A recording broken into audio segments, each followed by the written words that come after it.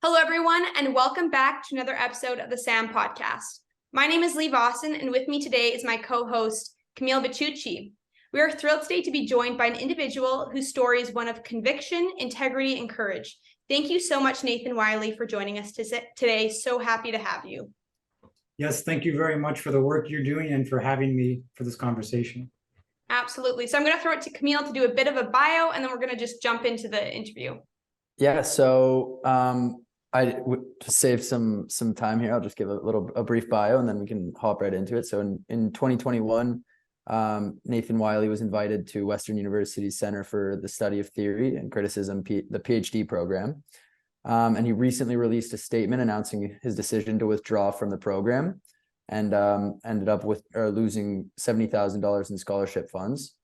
You do have an incredibly interesting story, and we're definitely gonna get more into that, both past and future plans. But I guess just to begin, what led you to drop out of Western and write this letter? Well, I tell some of my friends and colleagues that there are really two motivating factors. The small stuff, which was accumulating, and that's a lot of the same things that all students experience, especially in grad programs, bureaucracy, for example. But the big reasons are, of course, the mandates and the total situation in which I came to understand what the mandates mean, and just my conscious driving me to recognize that we were living in a sort of big lie. Well, it was really my research that led me to that realization, but there's a certain intuition involved, a certain element of conscious involved, and that is also present in any kind of research along the lines of the type of research that I do. And so I knew that I was at Western probably temporarily. I would have liked to have stayed the full 4 years and to have received the credential I went there to get. But something told me that might not happen. And that's fine. I'm a bit of a nomad, and I'm used to going from even one program to another, one place to another. It was almost surreal, though, being at Western and finally being in a situation, the first time in my life, where I was receiving scholarship money to do what I love most, which is simply to study and to learn. And it was almost too good to be true. And given the circumstances, it did, in a way, turn out to be too good to be true.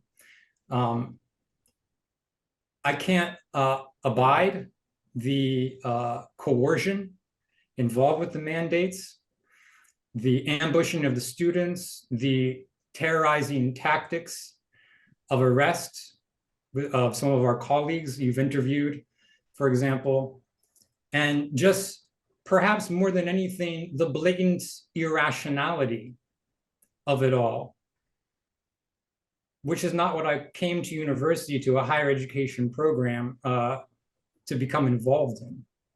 Yeah, no, I couldn't agree more. I mean, you see how at this point also, I mean, when they first started, sure, they could obviously hide behind the science or whatever, but at this point, I think all of us here at least find it to say the least unethical, the way they're going about it, and maybe down the line we'll see that it was illegal. But I mean, at this point, there's no moral code, there's no ethical code. It's it really is like the administrations of Western and my school as well, Laurier. It's a tyrannical almost group at the top there that doesn't really care about the students' voices or the students themselves, I guess, to kick as many as they did out. So yeah, I couldn't agree more, and I applaud you for standing by your own ethical code and refusing to support an institution that was going about educating their students with these practices, right? I'd be interested too to know. I saw in your bio that you sent us a brief description that you did speak to other people on campus and your peers about these issues and you try to delve into conversation with them and debate these topics. What sort of conversations were you having? What was the response you were receiving from those individuals? Well, there's the conversations both in class and outside of class. And I invested quite a bit of time with my friends outside of class, because honestly, oftentimes in these institutions, the most learning takes place outside of the classrooms, especially under current circumstances. Well, my class is, being at the Theory Center, is an interdisciplinary program. And so they do cover a lot of interesting literature and topics. For example, I had a class in biopolitics and the unconscious, and we read Thomas Malthus, Charles Darwin, and other thinkers. And really, it was a great opportunity for me to delve into sort of the genealogy of what we're experiencing now in terms of eugenics. So there are opportunities in class to raise questions, and I did so very tactfully and very conscientiously.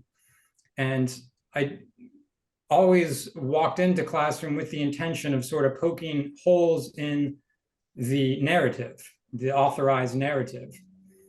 And I was able to do that. Now, the professor always would recoil into a university position, not a direct shutdown of dialogue, but when there's only one person in the room, in a seminar room, with the authority to determine the future of everyone else in that room, and that person takes a strong stance in favor of the authorized narrative, it is a way of de facto shutting down at least a certain amount of dialogue that can take place. Yeah. And so really, it's just cultivation of friendships. And that's not for any other reason than the joy of being friends with brilliant people. And my friends at the Theory Center are exactly that. And I learned a lot from them. And, you know, you get together, you hang out, you get to know one another, you share your perspectives. And I did that. In terms of the response, well, you know, you feel it out here and there, and you get different reactions. And over time, you know, I've been able to say more and more as I've come to learn more and more, and to pass on some of the information that I have, that I've been digging up. I'm an avid researcher. I have an 8-foot conference table to my left, a 6-foot conference table in front of me. They're all piled up with papers. I print everything. I'm a compiler, an organizer, and like I said, an avid researcher. So I had friends over to my place. We hung out at their places sometimes, and, you know, talk shop. And these topics come up. And now, to maybe be a little bit more direct in how I answer, there's a hesitation to enter into these topics. They're taboo. And so, being who I am, I sort of just say what's on my mind a lot of the time, and I don't really care that much if a topic's taboo. So you would think that's what academics and inquiring minds would do. Like, they would tackle those taboo topics, right? And that's why it surprises me that a lot of teachers and professors shied away and backed away from that. But sorry, I'll let you. And face backlash for it too, right? And face, certainly. And people are worried about that backlash because it's real, as you both know full well. And I have the advantage too of being older. I'm 37 years old. So I've developed in my intellectual life, you know, a decade and a half more than some of my colleagues and friends. And so I have that indispensable experience, and also, you know, a little bit of a maturity in life to be able to take some stronger positions in tough circumstances. And so I sympathize with the difficulty of younger students. And I'm really impressed with younger students like yourselves for the work, for what you've done in terms of standing up. But I'll tell you right off the bat, at orientation, I was hearing things from some colleagues that were pretty. They were loudly declaring their antipathy towards the anti-vaxxers. And it's just a matter of raising a question. Well, I know, for example, I think I said something along the lines of, well, I know some of the bad reasons out there, and I know some of the good reasons. And then that raises curiosity. Well, what do you mean good reasons? And then on and on like that, just raising questions. And this one particular individual, at the end of that year, fast forward to the after year party, happened to say to me, in shop terms, that there's a position that he arrived at that's more aligned with that of the anti-vaxxers. And one thing he said really stuck out to me. It had to do with a friend. I think he was intellectually persuaded, but it wasn't simply intellectual persuasion through some of the authors that he was reading and things he was hearing, maybe from myself in class, I don't know. But I think a big part of it was he has a friend who was against the mandates, against the so-called vaccines. And that friend was a very kind friend, a very nice person. I think that person happened to be a Christian. And it turns out that a lot of people who are in the resistance movements do profess a faith of some kind or another. And that goes an awfully long way, that kindness, that patience. And so I put those kinds of practices and mentalities into practice in my conversations with those friends, and understand that we've all been assaulted psychologically with a terror campaign, and that everyone's at a different place, and everyone's going to come to a realization, hopefully at one point in time or another. It's just a matter of being there with them, being there for them, and being their friend, and speaking your mind and telling them what you think. Yeah, sure. Just quickly, I think it's interesting that you're saying that one friend sort of woke up to this because they had, or the one individual you're speaking to rather, woke up to this because they had a friend who was kind, who was in the anti-mandate movement. What I've noticed that the media has very successfully done is dehumanize the anti-vaxxers and the anti-mandate people. A lot of the anti-vaxxers aren't really anti-vaxxers. They've had multiple vaccines. They've, throughout their life, or have even had the COVID vaccine and then been injured in some way, shape, or form and chose not to have another one. But yeah, it ends up being quite telling. A lot of these people don't know any anti-mandate people because either they haven't felt comfortable to speak out because of the vitriol they've been experiencing. And it just takes talking and being open and having these conversations to maybe change some minds. But yeah.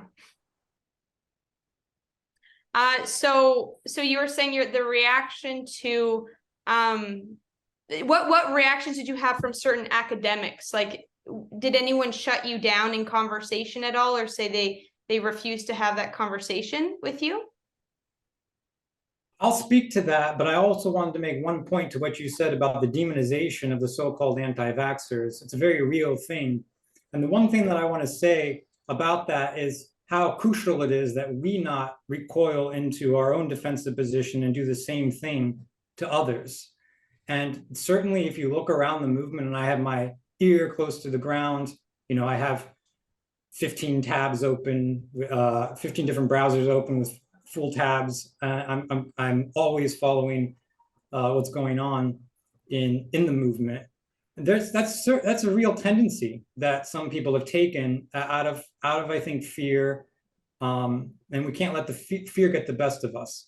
So in terms of the professor's responses, well, it depends on I've always taken a tactful approach, but an honest one at the same time. And I had one paper in particular I can tell a story about, where it was important to me to at some point be able to articulate. I really would have liked to have written something like a position paper, but come up with some kind of a framework to provide an analysis of the situation without necessarily naming it as such, but making it clear that this is what I'm talking about, namely the demonization of the unvaxxed, the bifurcation that takes place whenever that demonization process kicks in, and the apartheid process that we're witnessing on our campus and in our societies.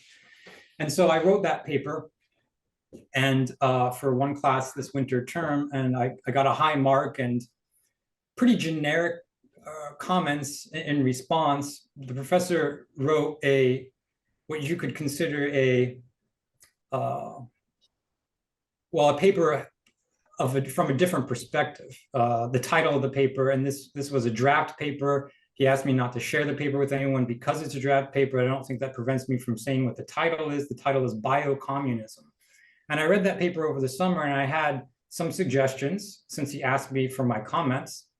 And included in my suggestions were, recommended reading, in particular when he dismisses in one short paragraph the position of Agamben, who is sort of the big name in the psychoanalytic school, who came out against, with a strong statements with respect to the pandemic very early on, and he was anathema for it. And he was dismissed in that paragraph. I simply suggested that the paper would be stronger if there was a refutation offered instead of just simply dismissal. And I provided some recommended reading, since Agamben is really just one figure, and there are a number of figures in our tradition who have written books and articles. And I never got a response. So here I wrote a paper, and incidentally, here's the other part of the story. That paper, I published it without comment from the professor, because it took the professor so long to get it back to me. I don't know why, but it did. And I published it without comment. Meanwhile, I receive paper from the professor, provide feedback, and don't receive any response whatsoever. And yet I'm the one paying tuition. Yeah. No, it's crazy. I was going through it for anyone that's listening that wants to check out Nathan's work on academia.edu. I read through your critique of the necro-political economy of the Internet of Things, and to say the least, it was tough reading it. Obviously, it was I think a little bit too difficult for me. But I looked into the book, The Anti-Epidus, and I wanted to know what your thoughts were on that. I guess relating or regarding the criticism, or I guess the characterization of capitalism that the author provides, or the authors provide in that book, because it's super interesting, right? It's a little bit, like I said, a little bit too much for me, but I'm curious what you think, if you could provide a little background for the listeners too. Yes, Anti-Oedipus by Deleuze and Guattari. Deleuze is one of the philosophers from the 20th century who I've really taken an interest in over the years, and his co-authored books with Guattari are fascinating, including Anti-Oedipus and the next volume in that, belonging to a two-part series, 1,000 Plateaus. Anti-Oedipus is a critique of psychoanalysis. One of the points that stands out to me in that book is that they define the unconscious as a battlefield and not a scene from bourgeois theater, where bourgeois theater pretty much is operating with, the typical mommy, daddy, me triad, which is what psychoanalytic theory in Freud, for example, is working with. And this opens up the scope of the critique and opens up the domain of the unconscious to introduce all kinds of other players involved. They don't cite Gustave Le Bon, but Gustave Le Bon's 1895 treatise, Crowd Psychology, A Study of the Popular Mind, is very much present in that book. And Gustave Le Bon is interested in crowd manipulation. And he sees the coming era as an era of crowds. It frightens him. He's got an aristocratic disposition. He doesn't want to be ruled by the mob. And so he comes up with very persuasive theories for the way crowds operate and how to manipulate crowds. He, for example, defines crowds as being susceptible, irritable, intolerant, etc. Sound familiar? I was just gonna say, it sounds very familiar. So, this literature fascinated me. Now, Deleuze and Guattari take up some Lebonian themes, and I take them up as well. There are aspects of Deleuze and Guattari's critique that I don't follow, and things that are going on there that I don't necessarily want to go along with. And so I merged their critique with Achille Mbembe's concept of necropolitics in order to sort of recuperate Deleuze and Guattari's thesis into a into a critique that was more along the lines of the way I think, namely a decolonial critique that we get from Mbembe. Now, I'm sorry, I'm lapsing into technical terms without providing definitions. It's been a while since I looked at that paper. Don't worry about it. But one of the things I took up in that paper was their diagram of paranoid, fascizing, unconscious social tendencies versus what they call schizo-revolutionary tendency alternatives.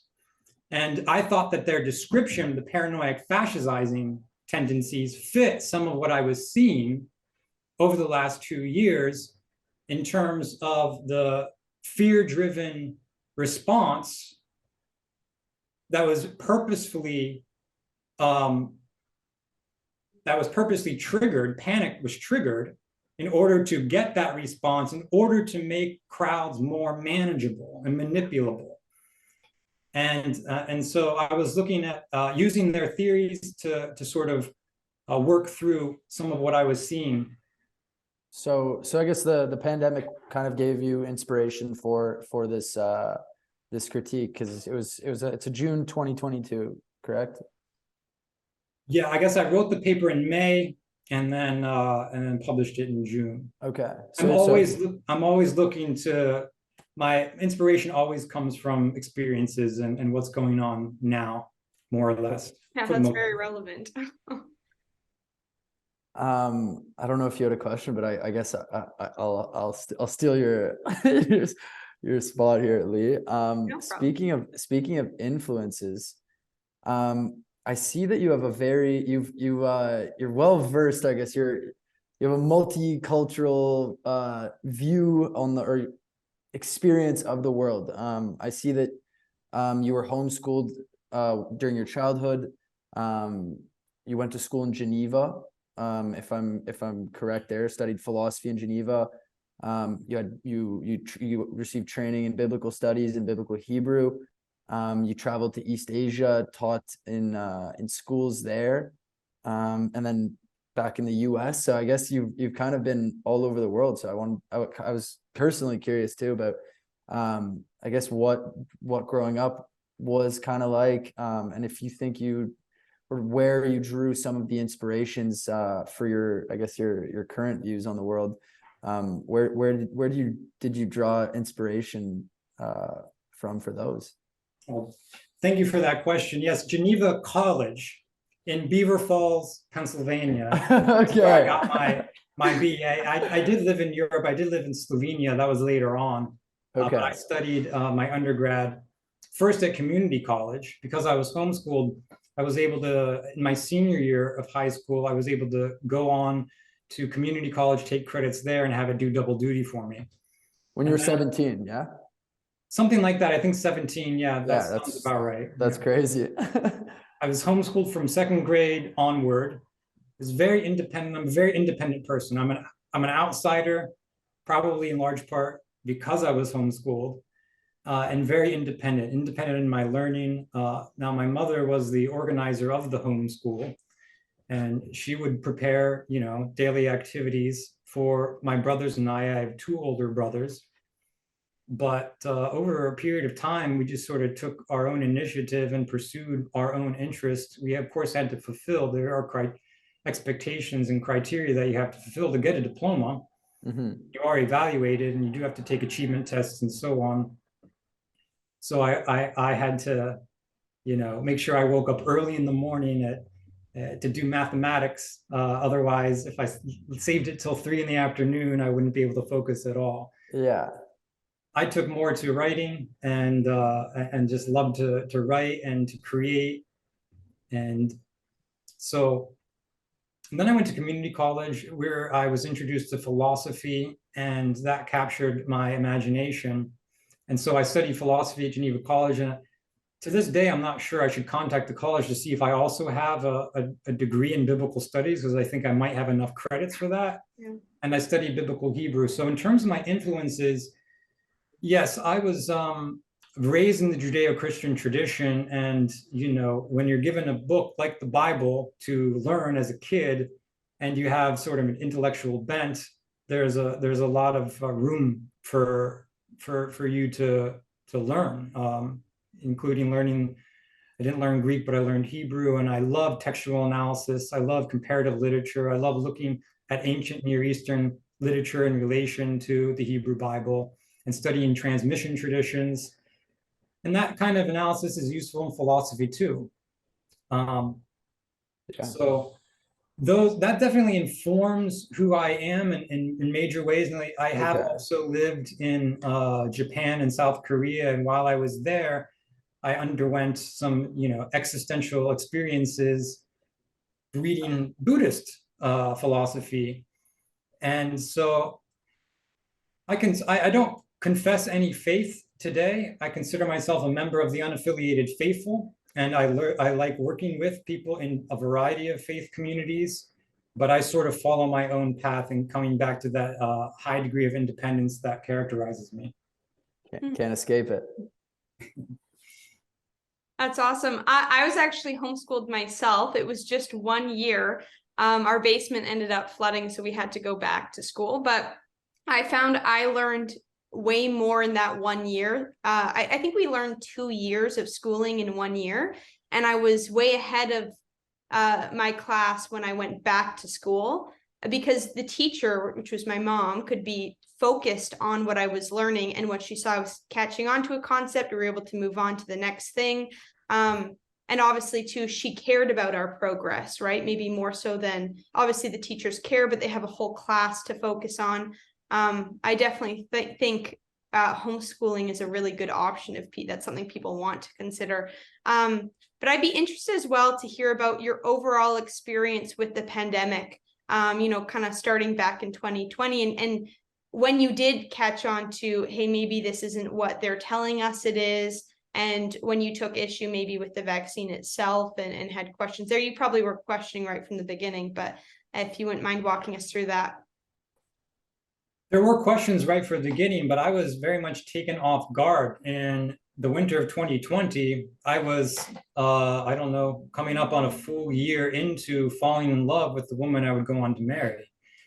And so living in a studio apartment, focusing on graduate studies, and being with the love of my life was where I was at, playing basketball 2-3 hours, 2-3 times a week, 2-3 hours an evening, and just trying to get a degree and study and learn. So I was really kind of taken off guard by what happened, and my wife is immunocompromised and has 3 comorbidities with respect to the disease that we were told was, going to kill in numbers that turned out to be overestimated by Neil Ferguson at Imperial College London. So I wouldn't have been able to live with I was afraid. It worked. I was afraid, in short.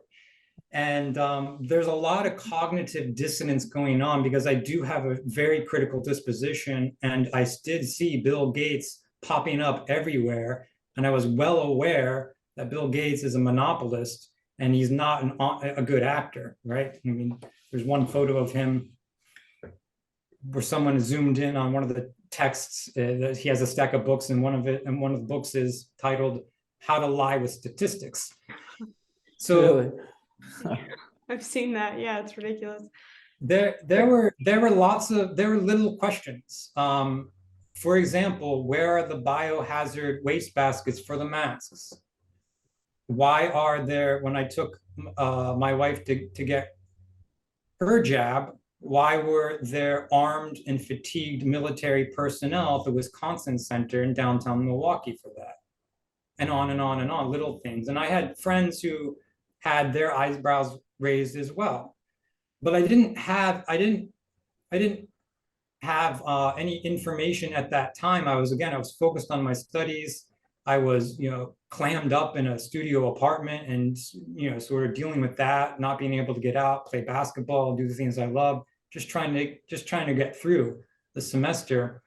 And I went for a Moderna jab because if I had contracted COVID-19 and passed it to my partner and something had happened, I wouldn't have been able to live with myself. So I thought, this is really what I'm going to have to do, even though I really wasn't comfortable with it, especially when I went to get the second one. I almost walked out because I knew something's not right here. And I had a severe adverse reaction. But the cognitive dissonance was so strong that I sort of just kind of shrugged it off. I didn't make a big deal out of it. I had finals I had to get done. But I lost the feeling in the left side of my face. To this day, it's still kind of numb, and it goes all the way down through my left arm. That's where I received the injection. I have heart trouble that I never had before, especially if I exercise intensively.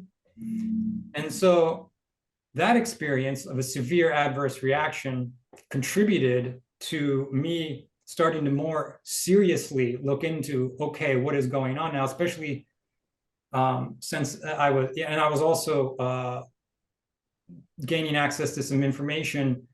Whitney Webb, who you may have heard of, and if you haven't, I would suggest looking into her investigative journalism into, for example, Operation Warp Speed. She's also written 2 volumes recently on Jeffrey Epstein.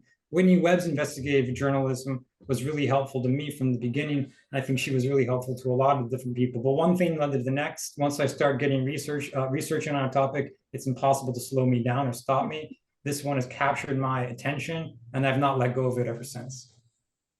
Wow. That's incredible. Yeah. And so many people would have been put in the situation you were in where they were unsure and they didn't feel comfortable with it. But because there's that element of fear in place, and you have loved ones around you, whether it be your partner or your grandparents or parents, whatever it is, you would do what you have to do to protect them. And I have a lot of friends too who said, I didn't even look into it. I was told this is how I protect my loved ones, so I did it.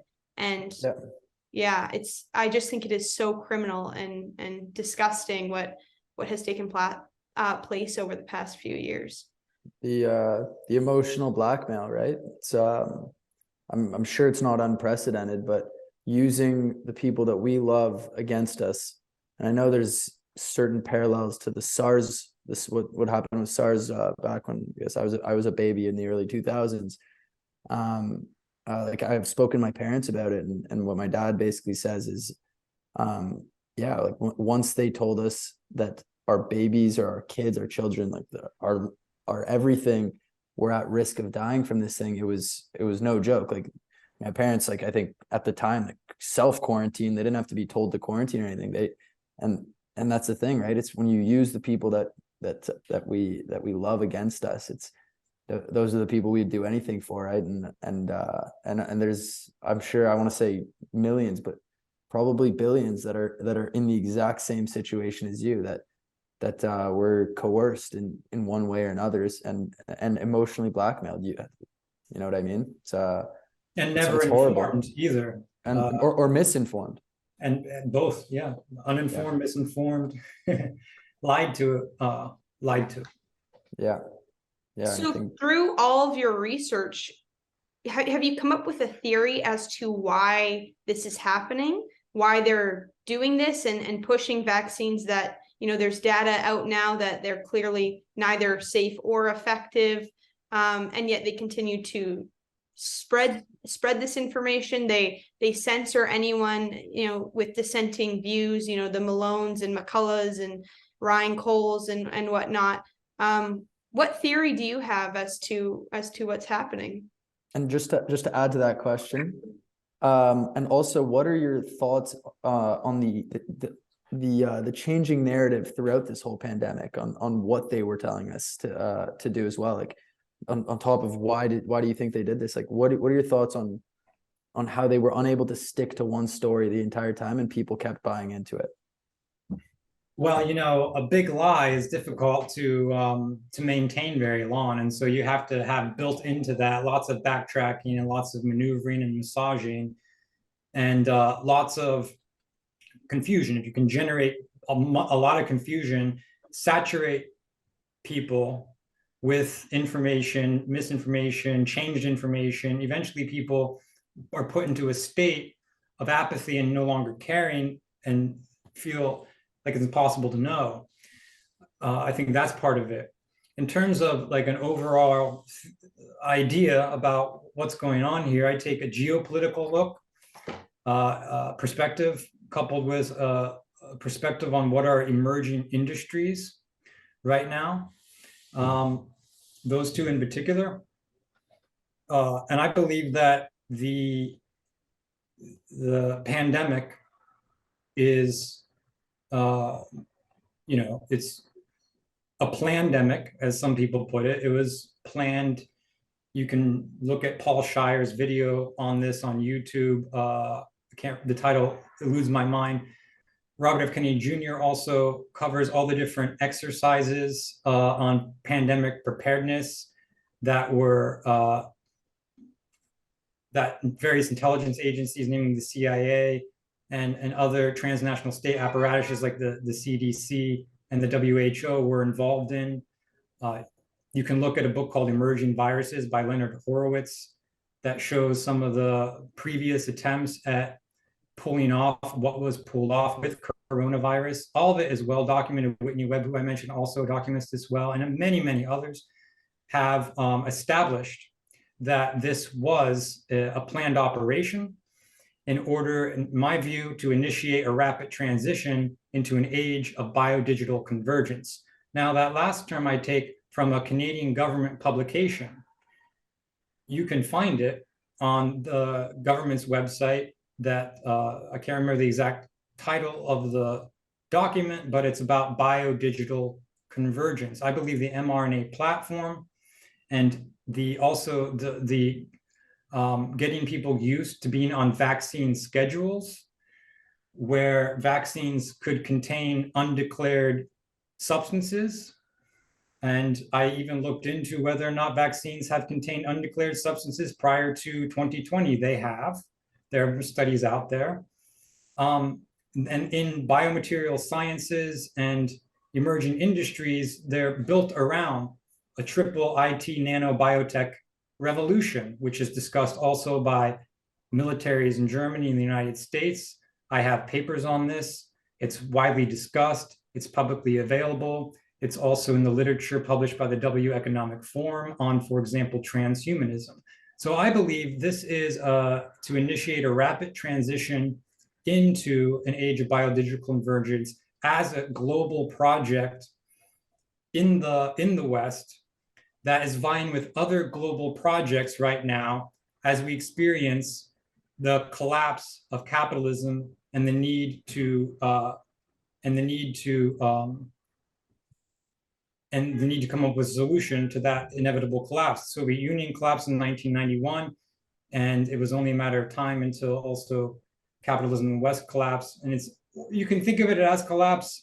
This is how some analysts like to talk about it. Sometimes I think it's more accurate to describe it as a sort of metastasization or a transformation of capital. You have the World Economic Forum talking about stakeholder capitalism. It's a different model of capitalism, but they're still using that name. And so it's an authoritarian kind of neo-feudal model that is based off of the Chinese model. The Chinese introduced markets into their economy in the 1970s, and they have a strong state and big business that collaborate to censor the population and to jumpstart different experimentations with these kinds of emerging technologies. The West has to be able to compete with that. Now, there are factions in China too that collaborate with the West. It's a complicated geopolitical picture. There are different clans with different interests, sometimes cooperating, sometimes competing. But that's the big picture for me of what we're looking at. I was going to say collapse. I think you're being nice. I think it's more of a destruction, right? Controlled demolition. Yes. As far as I'm concerned, capitalism can be defined, as Adam Smith put it, a truly free market. And that's not to say an anarchical system, but but a free market where I guess you could say the buyers and the sellers' desires are accurately represented, where there's price discovery, where there isn't this inflation that's being forced upon us by the central banks across the world, right? By these supranational interlocking directorates, you can call them, with these transnational state apparatuses and central banks, transnational, multinational corporations and central banks. Yeah, the way I see it is they're set with this whole globalist structure that they're trying to create. It's almost like they're trying to turn North America into this neoliberal tax farm for the rest of the world, right? Where money is no longer, I guess, necessary. It's all about ownership at that point. But and that's another thing there. I think we're looking at, but without getting too off topic. I guess. Capitalism tends towards monopolies, right? And we're seeing major monopolies, and to the point where the neoliberal faction would like to monopolize and privatize the whole planet. They like to monopolize and privatize the human genome, and you have to have checks and balances in place if you're going to run a free market system or a capitalist system. And they have to be strong enough to prevent the dismantling of the state checks and balances. We unfortunately didn't do that. As they're sometimes referred to, the globalists are winning, and they're accruing all the wealth, they're accruing all the power, and they're now applying it to realize their projects that are rooted in whatever their ideology is. And well, they're pretty vocal about what their ideology is these days. It's the transhumanist ideology, which is really just a re-articulation of the eugenicist projects that we saw arise at the end of in the 18th and 19th centuries. Yeah, I mean, I feel like they're pretty open about it too. People just aren't listening, or don't care enough, right? When you look into it, everything is posted online, or they talk about it. They're very open, which that's almost, to me, what has been something that's been very shocking when I try to have conversations with other people who are very afraid what's happening with, COVID. And I think if you're so afraid, why don't you do research? If I never really felt afraid of it for some reason. I felt like something was up, and it seemed odd. The 2 weeks even to slow the curve didn't make sense to me. A lot of this stuff didn't make sense to me, so I questioned it from the beginning. But and that sense of fear wasn't in place. But I've never understood why people haven't just taken the time to look into it, because there's a lot of information available that might open their eyes. But what would you think, considering all this? What do you foresee 2030 looking like for Canadians? I think that a balkanization is underway right now, and so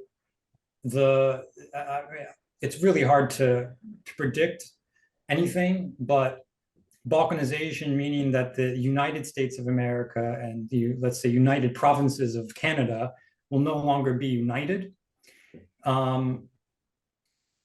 That's one possibility. I mean, people might abscond from places like Ontario and British Columbia to places like Alberta, or they might stay strong and fight where they're at and push back these forces to prevent balkanization in North America. But I think balkanization is stands a high chance of happening, and balkanization could also entail then civil war. For me, at least, I see that as. Do you see that as a positive or a negative from where we're at right now with the direction of the country? Because for me, I understand it kind of like splitting up the country into kind of like what the Soviet Union did, or what Russia did, I guess. But how? I guess if you go to a place like Alberta, right, or I guess central Canada, it wouldn't be too bad. Obviously, then, like you said, you'd have to leave your home, right? So would that be a positive, or just, I guess, a realistic outlook on how you see Canada or the direction Canada is heading towards? I really don't know. I really don't know. I mean, it's hard to say. I mean, people might. It's hard to say. I don't have an answer to that question. Okay. Yeah, I don't. As I was thinking about it, I don't think I could answer that. I mean, I left Ontario to come somewhere where I feel more comfortable, and that's been a positive thing. I can answer it from a personal point of view, but in terms of tracking like geopolitical movements and what balkanization could entail, I really don't know. I'm in the dark. So what are your plans going forward long-term in the near future? I know that you were compiling a dossier on mRNA vaccine constituents. Can you tell us a little bit about that and yeah, just what you're working on? This dossier, I called it that sort of tongue-in-cheek because a friend of mine in conversation, I had mentioned some things about patents, for example, in relation to vaccine contents and central bank digital currency and another things. I was sort of putting a variety of ideas out there, and I mentioned that I had some interesting material that I could share, and the friend did request that I share it. And rather than just dump PDFs in the email, I decided to sit down and actually put it into some kind of presentable form with a little bit of comments, very information forward with light comments, and I called it a dossier. And I ended up sitting down with it a second time and sort of working it a little bit more. And I thought, okay, maybe I have a little bit of a bigger project. Maybe I'll sit down a third time and make it more of a publicly shareable document. And this is just me. I mentioned that I'm an avid researcher and I print things, I make files. This is just me sitting down and trying to consolidate some of that information and share it. I'd like to do that with a variety of files. Vaccine contents is one file that I've now done that with, and would like to refine that. But I'm sitting on a lot of that kind of information, and what I would like to do is to organize it and share it. Something that comes to mind is, in lieu of writing a dissertation, maybe writing a book. Awesome.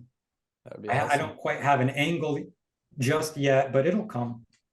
Oh, that would be incredible. Would definitely pick that up. Yeah, that would be, I mean, just from reading your stuff, like you're obviously an incredible writer. Like you could put stuff on, or put words on paper, seemingly effortlessly. So I would need a signed copy when it comes out. And yeah, I had a question about the Independent Scholarship Fund. Can you tell us a little bit about that, and I guess what that would entail for over the next few years? This is something I've never really done before, but the decision to leave Western has been financially devastating because it involved also a move and transition into finding work, and that whole process has been held up. My bread and butter has always been teaching. I've taught in East Asia, in Central Europe, US, spent a number of years in the Philadelphia school system teaching junior high school, elementary school. And so I'm always eligible to do that. And I even have some job offers here as a substitute teacher doing some part-time work. But for whatever reason, my FBI fingerprints verifying that I don't have a criminal record are not coming through. And so I am stuck right now without work. And the idea occurred to my wife and I to maybe see if we couldn't get some kind of support by creating an independent scholarship fund, since my decision to leave Western entails is something that's been being applauded, and I'm grateful for that, and that's really all that I need. But given that people support those types of actions, maybe I thought people would be willing to support that decision financially. And honestly, I don't mind putting in some part-time work. It's good for people to to work. Yeah. But my love is learning. My love is research, and I have a lot I want to do and a lot I can do. And I wouldn't mind feeling my way forward towards some kind of base financial support somehow, some way, to be able to write books, to be able to organize. I also have experience organizing. It is very important that we organize like you're doing. And this kind of work takes a lot of time, a lot of effort, a lot of emotional investment, a lot of intellectual investment. You can lose 60, 70 hours a week without batting an eye, being busy doing this kind of work. And I'm happy to invest myself in that effort, in these efforts. And so if there's anyone out there who would like to support me in that, by all means, find my independent scholarship fund. So That's I'm going awesome, to, yeah. just for listeners, this is going to be on YouTube, Rumble, Spotify. There's going to be a link to that in the description. So if you want to go support Nathan, go click that link. That'd be awesome. I guess, sorry, Camille, do you have any further questions? I was going to kind of grab that last one, but if you had anything else. Something will come to mind. I was just gonna say, yeah, definitely throw some money Nathan's way. If he's fighting the right fight, he's on our side, right? Anything we can do to support him is very important, and he'll pay us back with some fascinating research, I'm sure. There is something that I wanted to say with respect to Lee's comment about the availability of the information. And she's 100% right. It's really accessible. And a lot of people are sharing a lot of things around. And I do a deeper dig. I'm really into intelligence reports. And I've found places where I can get intelligence reports. But in my statement of withdrawal, I'm punching up. I have no shade at any of my colleagues at the Theory Center. I love these people, and I mean, everyone has their responsibility, and they are doing their research, and they're looking into things with their own ideas in their own ways. Professors are a different story, you know, especially professors who are taking position of the university and the state, and advocating for students to be injected. I had one professor state point blank, I don't want to teach any students who aren't vaccinated. Well, have you looked into what the side effects are, for example? Have you looked into what people are saying? Have you looked into anything? Or are you just afraid? Yeah. And so I mean, I had the patience with the faculty while I was there, but I could no longer abide what was going on. And so since the faculty weren't going after the administration, it's for the students then to go after the faculty. And so I made sure it was clear and it was stated and it was entered into the public record that this was my experience at Western. And you can read that statement of withdrawal on my academia.edu page. It's gotten a lot of attention. I've over 30 academics from over 30 countries have looked at it. I think it's been viewed like over 1,000 times or something, maybe over 2,000 in just the last week. Yeah. Well, rightfully so, right? It's horrible. I mean, also the lack of accountability and the neglect, right? These people don't want to accept liability. They want to tell you what to do with something that they don't understand, but they don't want any liability, and it's not their fault if anything goes wrong. Yeah, I mean, it's horrible. But I know everyone here supports and salutes you for taking a stand there. It's like Western was much worse than a lot of the universities too. Like a lot of teachers there were not exactly what would you say, accepting? You could say borderline discriminatory, right? They're very much discriminatory. Yeah. I even heard that they were using it as a bargain chip in negotiations through their union, namely that they wanted mandates in place. Yeah. I inquired about it. I never got an answer. I emailed the acting director of the program and didn't get an answer. Well, that's Yeah. what we're all facing here is reaching out to these universities and sort of the leadership in these universities. A lot of people in the SAM team have done that. I've contacted the president of my college, Brandon, who's the VP of SAM. He's reached out to the president of his, Cassie. We've all done this, and I've heard from countless students. They're met with either silence or a message, just some like copy and paste message, basically saying we won't be speaking on this matter anymore. And I just think it's horrific, because then you go into class. I had been in so many Zoom meetings where all the professors, the majority of professors, were discriminating unvaccinated people and just being ruthless. And this is my own experience. I can't say this is every single professor at all, but some of the comments that were made were so unprofessional and sort of encouraging bullying. And it was just very shocking to see from academic in the academic institutions and from sort of people who are supposed to be mentors, right? But if you had a final sort of message to individuals in your position or students, professors who want to speak out, anything like that, what would that message be? What would you want to tell people in that regard? Well, to the professors, the time has come. Students have taken the mantle, and you can, there are plenty of students out there standing up. There need to be more, but we've taken the lead, and we're in a more vulnerable, precarious position than the professors are. So it's time for the professors who have the right perspective on this, who've come around to the right perspective on this, to go ahead and make their tactful, or whatever your disposition is, your aggressive statement about what's happening. We need that support very, very badly.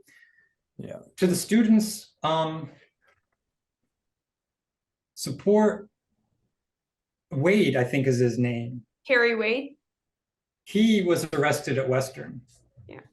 And he was disappointed because he thought some students were seeing things the way he was seeing them and would jump up and have his back. Well, okay, maybe then wasn't quite the time, but now is the time. If you're one of those students, the time has come, the time is here. And if it's not now, then when? Because if you don't learn to draw a line in the sand and stand up, you will always be bullied. And this is what's happening at our campuses. We are being bullied. And there's nothing worth treating yourself without dignity and self-respect. And so we all need to treat ourselves with self-respect. You can see Malcolm X in the background, perhaps, on the wall there. He was the great teacher of self-respect and self-determination. Go listen to some Malcolm X speeches from 63, 64, and get some motivation, get out there, and let's kick some ass. Wow, awesome.